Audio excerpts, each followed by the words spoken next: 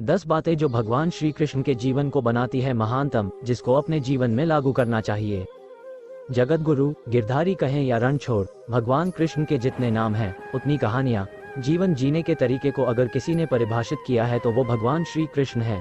कर्म से होकर परमात्मा तक जाने वाले मार्ग को उन्हीं ने बताया है। संसार से वैराग्य को सिरे से नकारा, कर्म का कोई विकल्प नहीं, ये सिद्ध किया। भगवान श्री कृष्ण कहते हैं, मैं हर हाल में आता हूँ। जब पाप और अत्याचार का अंधकार होता है तब भी, जब प्रेम और भक्ति का उजाला होता है तब भी, दोनों ही परिस्थिति में मेरा आना निश्चित है। वैसे तो भगवान श्री कृष्ण का संपूर्ण जीवन ही एक प्रबंधन की किताब है, जिसे सैकड़ों हजारों बार कहा, पढ़ा और सुना जा चुका है। कुरुक्षेत्र में 2 सेनाओं के बीच खड़े होकर भारी तनाव के समय भगवान श्री कृष्ण ने अर्जुन को जो ज्ञान दिया, वो दुनिया का श्रेष्ठतम ज्ञान है, जिसे गीता कहते हैं। गीता का जन्म युद्ध के मैदान में 2 सेनाओं के बीच हुआ। अगर आप दिमाग को शांत और मन को स्थिर रखने की कोशिश करें तो सबसे बुरी परिस्थितियों में भी आप अपने लिए कुछ बहुत बेहतरीन निकाल पाएंगे। ये भगवान श्री कृष्ण सिखाते हैं। गीता पढ़ने से पहले अगर इसी बात को समझ लिया जाए तो गीता पढ़ना सफल हुआ। कृष्ण का जीवन ऐसी ही बातों से भरा पड़ा है। जरूरत है नजरिए की, समझने की। उनका जीवन आपके लिए पौराणिक कथा का एक हिस्सा मात्र भी हो सकता है और आपका पूरा जीवन बदल कर रख देने वाला ज्ञान भी। आवश्यकता हमारी है, हम उनके जीवन से लेना क्या चाहते हैं। भगवान श्री कृष्ण मात्र कथाओं में पढ़ा या सुना जाने वाले पात्र नहीं है, वो चरित्र और व्यवहार में उतारे जाने वाले देवता हैं। भगवान श्री कृष्ण से सीखें कैसे जीवन को उत्तम बनाया जा सकता है। 10 बातें हैं जो अगर व्यवहार में उतार ली तो सफलता निश्चित मिलेगी। भगवान श्री कृष्ण जी की पहली बात यह है, शुरू से अंत तक जीवन संघर्ष ही है। कारागृह में जन्मे भगवान श्री कृष्ण पैदा होते ही रात में यमुना पार कर गोकुल ले जाया गया। तीसरे दिन पुतना मारने आ गई। यहाँ से शुरू हुआ संघर्ष देह त्यागने से पहले द्वारिका डुबोने तक रहा। कृष्ण का जीवन कहता है, आप कोई भी हो, संसार में आए हैं तो संघर्ष हमेशा रहेगा। मानव जीवन में आकर परमात्मा भी सांसारिक चुनौतियों से बच नहीं सकता। कृष्ण ने कभी किसी बात की शिकायत नहीं की, हर परिस्थिति को जिया और जीता। कृष्ण कहते हैं, परिस्थितियों से भागो मत, उसके सामने डटकर खड़े हो जाओ, क्योंकि कर्म करना ही मानव जीवन का पहला कर्तव्य है। हम कर्मों से ही परेशानियों से जीत सकते हैं। भगवान श्री कृष्ण जी की दूसरी बात यह है, स्वस्थ है शरीर से ही विजय है। कृष्ण का बचपन माखन मिश्री खाते हुए गुजरा। आज भी भोग लगाते हैं हम, लेकिन ये संकेत कुछ और है।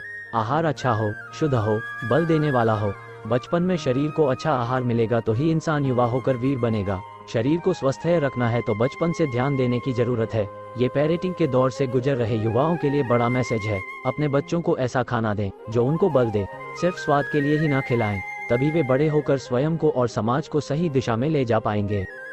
भगवान श्री कृष्ण जी की तीसरी बात यह है, पढ़ाई किताबी ना हो, रचनात्मक हो। कृष्ण ने अपनी शिक्षा मध्य प्रदेश के उज्जैन में सांदीपनी ऋषि के आश्रम में रहकर पूरी की थी। कहा जाता है 64 दिन में उन्होंने 64 कलाओं का ज्ञान हासिल कर लिया था। वैदिक ज्ञान के अलावा उन्होंने कलाएं सीखी। शिक्षा ऐसी ही होनी चाहिए जो हमारे व्यक्तित्व का रचनात्मक विकास करे। संगीत, नृत्य, युद्ध सहित 64 कलाओं कृष्ण के व्यक्तित्व का हिस्सा हैं। बच्चों में कोरा ज्ञान ना भरें, उनकी रचनात्मकता को नए आयाम मिले, ऐसी शिक्षा व्यवस्था हो। भगवान श्री कृष्ण जी की चौथी बात यह है, रिश्तों से ही जीवन है, बिना रिश्तों के कुछ नहीं है। कृष्ण ने जीवन भर कभी उन लोगों का साथ नहीं छोड़ा जिनको मन से अपना माना। अर्जुन से वे युवावस्था में मिले, ऐसा महाभारत कहती है, लेकिन अर्जुन से उनका रिश्ता हमेशा मन का रहा। सुदामा हो या उद्धव, कृष्ण ने जिसे अपना मान लिया, उसका साथ जीवन भर दिया। रिश्तों के लिए कृष्ण ने कई लड़ाई लड़ी और रिश्तों से ही कई लड़ाई जीती। उनका सीधा संदेश है, सांसारिक इंसान की सबसे बड़ी धरोहर रिश्ते ही हैं। अगर किसी के पास रिश्तों का थाती नहीं है तो वो इंसान संसार के लिए गैर जरूरी है। इसलिए अपने रिश्तों को दिल से जिएं, दिमाग से नहीं। भगवान श्री कृष्ण जी की पांचवी बात यह है, नारी का सम्मान समाज के लिए जरूरी है। राक्षस नरकासुर का आतंक था। करीब 16,100 महिलाओं को उसने अपने महल में कैद किया था। महिलाओं से बलात्कार में उसे सुख मिलता था। कृष्ण ने उसे मारा, सभी महिलाओं को मुक्त कराया, लेकिन सामाजिक कुरीतियां तब भी थीं। उन महिलाओं को अपनाने वाला कोई नहीं था। खुद उनके घरवालों ने उन्हें दूषित मानकर त्याग दिया। ऐसे में कृष्ण आगे आए, सभी 16,100 महिलाओं को अपनी पत्नी का दर्जा दिया, समाज में उन्हें सम्मान के साथ रहने के लिए स्थान दिलाया। कृष्ण ने हमेशा नारी को शक्ति बताया, उसके सम्मान के लिए तत्पर रहे। पूरी महाभारत नारी के सम्मान के लिए ही लड़ी गई। आप कृष्ण भक्त हैं तो अपने आसपास की महिलाओं का पूरा सम्मान करें। कृष्ण की कृपा पाने का ये सरलतम मार्ग है।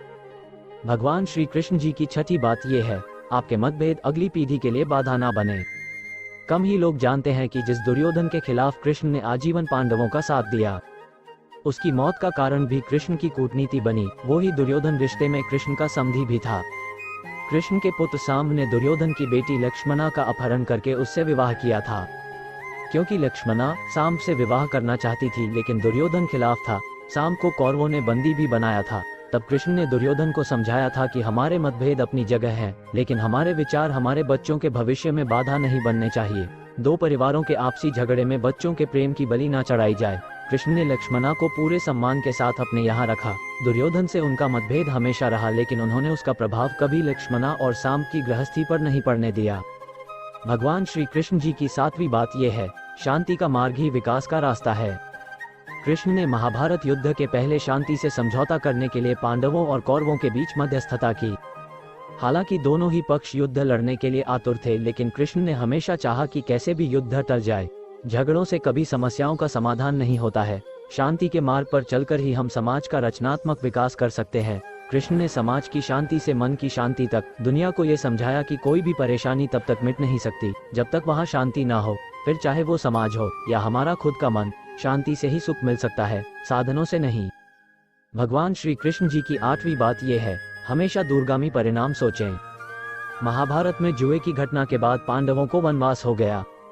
कृष्ण ने अर्जुन को समझाया कि ये समय भविष्य के लिए तैयारी करने का है। महादेव शिव, देवराज इंद्र और दुर्गा की तपस्या करने को कहा। कृष्ण जानते थे कि दुर्योधन को कितना भी समझाया जाए, वो पांडवों को कभी उनका राज्य नहीं लौटाएगा। तब शक्ति और सामर्थ्य की जरूरत होगी। कर्ण के कुंडल कवच पांडवों की जीत में आड़े आएंगे, ये भी वे जानते थे। उन्होंने हर चीज पर बहुत दूरगामी सोच रखी। कोई भी फैसला तात्कालिक आवेश में नहीं लिया। हर चीज के लिए आने वाली पीढ़ियों तक का सोचा। यही सोच समाज का निर्माण करती है। भगवान श्री कृष्ण जी की 9वीं बात यह है, हर परिस्थिति में मन शांत और दिमाग स्थिर रहे। पांडवों के राजसूय यज्ञ में शिशुपाल कृष्ण को अपशब्द कहता रहा। छोटा भाई था, लेकिन मर्यादाएं तोड़ दी। पूरी सभा चकित थी। कुछ क्रोधित भी थे, लेकिन कृष्ण शांत थे, मुस्कुरा रहे थे। शांति दूत बनकर गए तो दुर्योधन ने अपमान किया। कृष्ण शांत रहे। अगर हमारा दिमाग स्थिर है, मन शांत है, तभी हम कोई सही निर्णय ले पाएंगे। आवेश में हमेशा हादसे होते हैं, ये कृष्ण सिखाते हैं।